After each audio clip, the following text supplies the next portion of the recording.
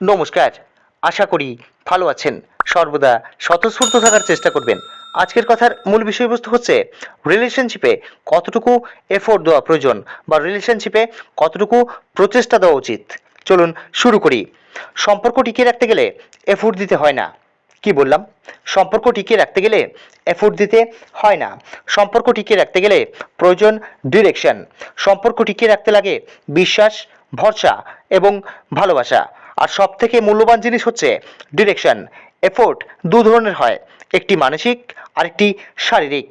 ভালোবাসায় কোনো এফোর্ট দিতে হয় না, মানে আপনার পছন্দের জিনিসের প্রতি আপনার কোনো এফোর্ট দিতে লাগে না। আজকের কথার মূল বিষয়বস্তুটি ছিল রিলেশনশিপে কতটুকু প্রচেষ্টা দেওয়া প্রয়োজন বা কতটুকু প্রচেষ্টা দেওয়া উচিত। যদি আমার কথাগুলো আপনাদের ভালো লেগে থাকে তাহলে আমার চ্যানেলটিকে আপনারা লাইক করবেন, শেয়ার করবেন, অবশ্যই সাবস্ক্রাইব করে নোটিফিকেশন বেল আইকন অন করে দেবেন পরবর্তী ভিডিও নোটিফিকেশন পাওয়ার জন্য। ইউটিউব প্ল্যাটফর্ম বাদে যদি আমাকে আপনারা অন্য কোনো প্ল্যাটফর্মে দেখতে চান তাহলে আমার ফেসবুক পেজ শিবাস মোটিভেশনকে লাইক করবেন, ফলো করবেন, অবশ্যই শেয়ার করে অন্যদেরকে দেখার সুযোগ করে দেবেন। ধন্যবাদ। নমস্কার।